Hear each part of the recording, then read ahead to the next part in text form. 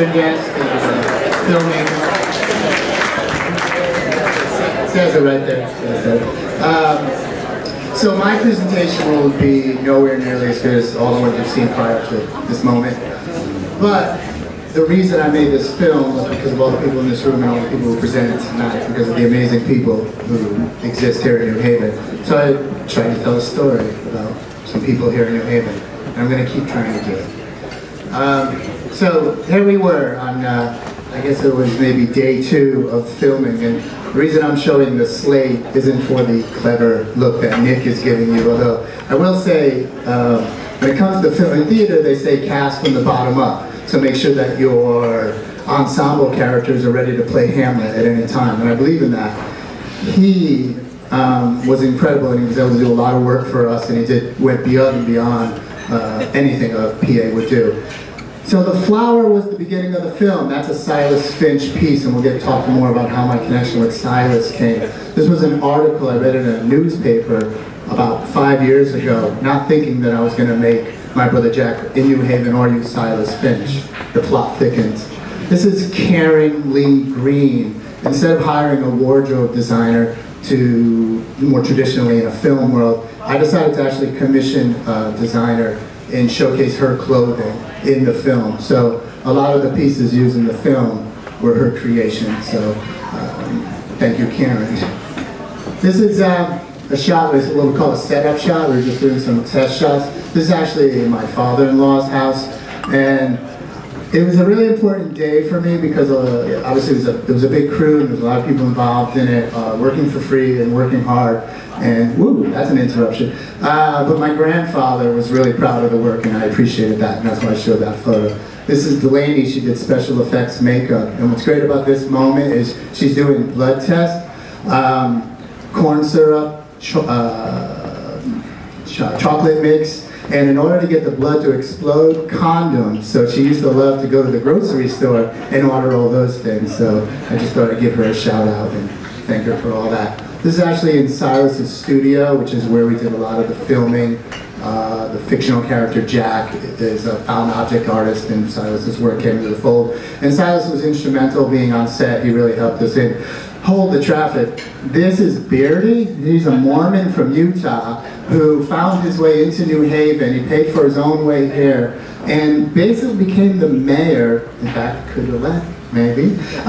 Really took over the city, and it was a delight to have him here. And I miss him dearly. He won't be here tomorrow night, but it was great to have him, and he was invaluable on the set.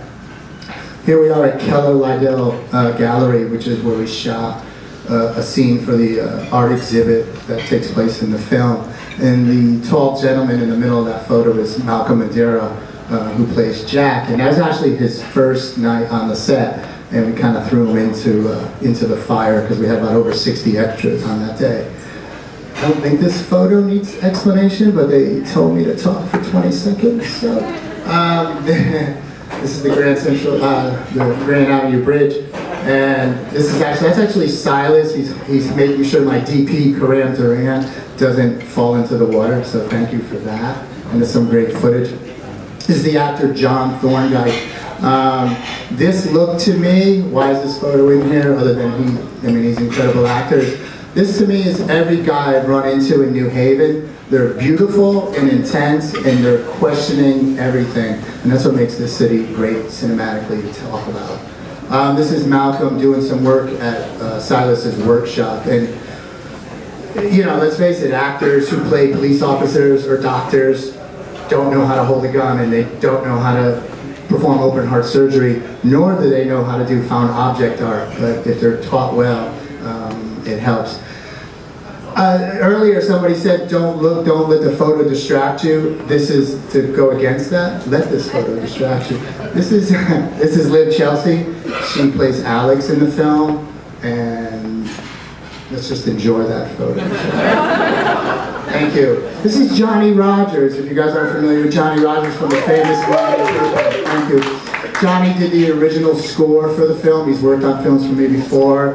And, you know, I mean, Have Glass Will Travel. It's ridiculous, the work that he does, and this is a beautiful photo. And Johnny won't be able to make it. He's on the West Coast right now, but he sends his love. A couple years ago, we were really fortunate that Keller Lydell gave the 2 artists that were commissioned for the film, not only Silas, but there's a dear old friend of mine named Larry Morelli. He's a painter. You guys know him? Thank you. Very good. And Larry really was the foundation for my writing during the time of this. It was his paintings that inspired the story. So they gave him a month-long exhibit back in August 2011, and I'm forever grateful to them for that. This is myself with actor John Thorndike, and at the end of the day, you know, films are really chaotic. There's a lot going on. You know, there's no time to even eat and all that blah blah blah because you have no money and you're doing 18-hour days. So to get a moment like that and actually talk about the scene or the moment or the inspiration, I'll treasure forever.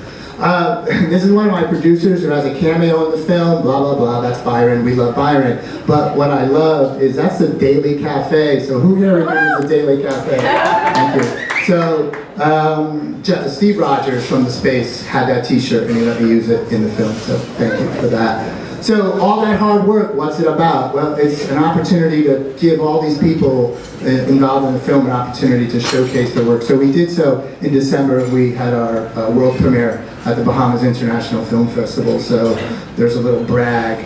This photo is my hotel view. Now the reason I show you this is because this is a difficult photo to come home from work and show your wife and kids that you were at work when this is what you had as a view. So as much as I love being in the Bahamas, it was difficult to tell everyone back home in the freezing cold that I was working hard.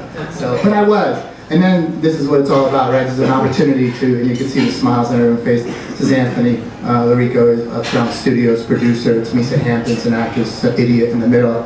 It's Matt Velakis, producer, writer, actor extraordinaire. Kareem Duran, DP, editor extraordinaire. To have an opportunity to hug and be there with everyone was brilliant.